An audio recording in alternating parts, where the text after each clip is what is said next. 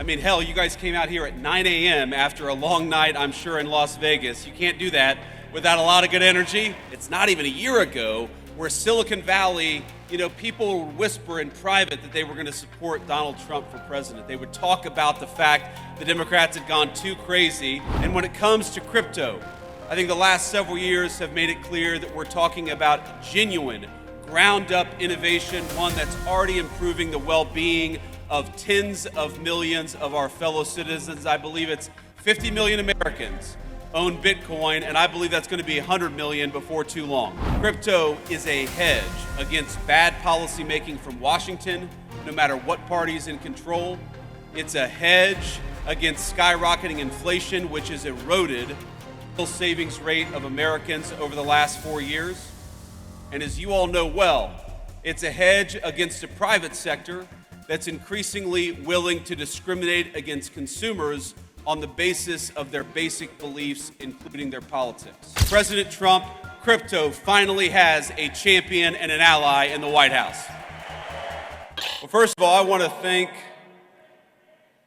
please, thank you guys. Take your seats. And, the Secret Service is a little bit nervous because I told them these Bitcoin guys really like guns. But they really like the President and Vice President of the United States, too, so I think we're doing okay.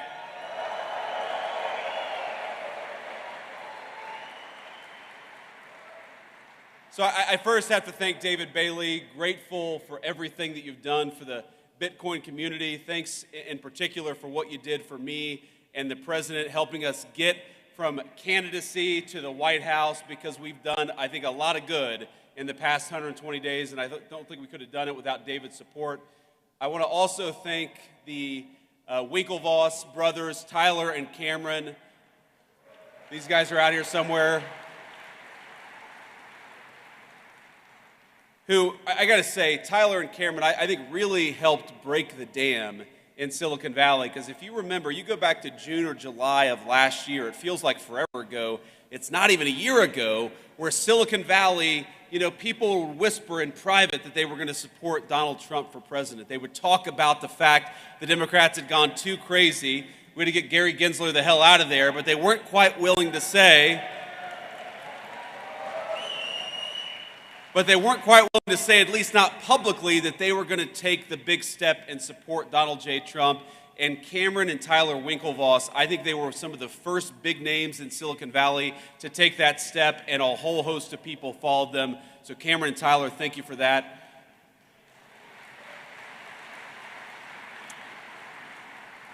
And of course, I want to thank the good people at Coinbase, the organizers of this event, and everybody who made this incredible event possible. It's great to be here with Bitcoin at 108,000, at least when I checked this morning, and as Vice President of the United States. It's great to be here.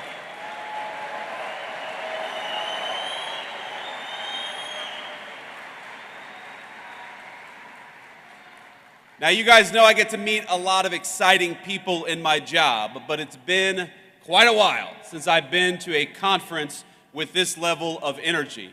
I mean, hell, you guys came out here at 9 a.m. after a long night, I'm sure, in Las Vegas. You can't do that without a lot of good energy.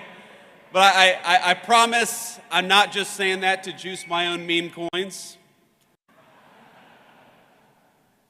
But I think it's wrong, actually, to call this just a conference. This isn't a conference of people. This is a movement, and I'm proud to stand with you here today.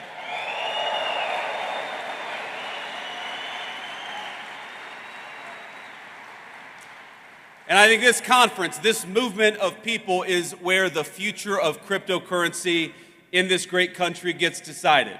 So let's start by making one thing abundantly clear. That future is going to be decided by the people, by you, not by unelected bureaucrats.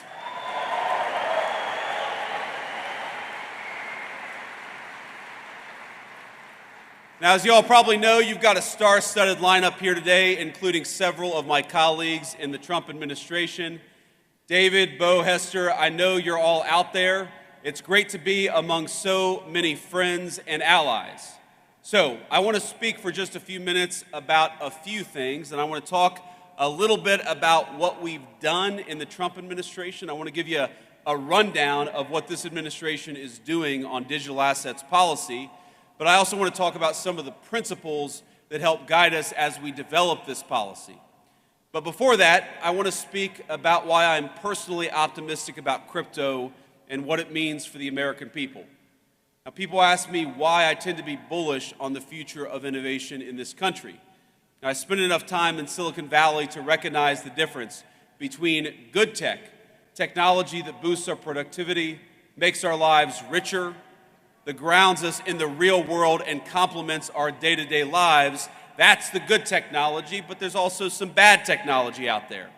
And when it comes to crypto, I think the last several years have made it clear that we're talking about genuine, ground-up innovation, one that's already improving the well-being of tens of millions of our fellow citizens. I believe it's 50 million Americans own Bitcoin, and I believe that's going to be 100 million before too long.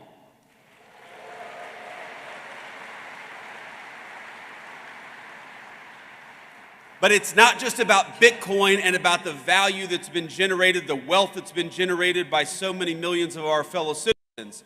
Through decentralized finance, crypto has transformed how Americans transact with one another. It's expanded access to banking for many who may not otherwise have had it.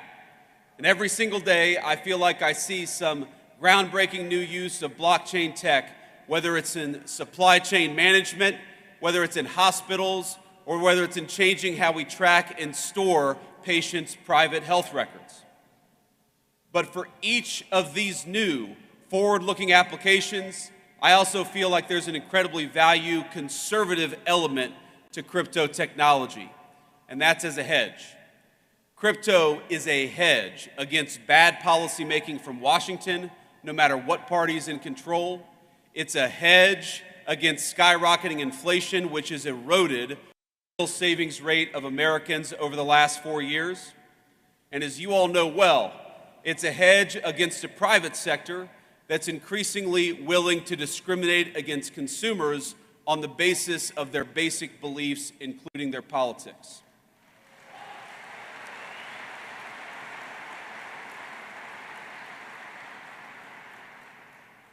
That includes, of course, debanking users for Second Amendment advocacy or for ties to the first Trump administration. In Canada, the government did the same to kill those big truck driver protests in 2022. Less than a week later, they succeeded. The protests were over. But maybe most importantly, I see crypto as a hedge against one of the most dangerous trends in the digital era in both the public and private sectors. And that's of elites who, rather than innovate themselves, prefer to simply take over and co-opt cutting-edge technologies to assert their control over other people.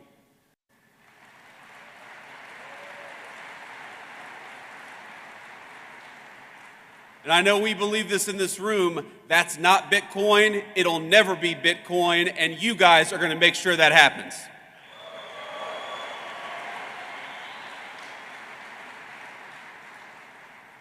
But as you know, there's a new sheriff in town because after 4 years of mistreatment and outright hostility led by Democrat regulators, lawmakers in this country have a choice. Will we lead our nation into a future of financial sovereignty, of innovation, and of prosperity, or will we let unelected bureaucrats and foreign competitors write the rules for us? And I'm here today to say loud and clear, with President Trump, crypto finally has a champion and an ally in the White House.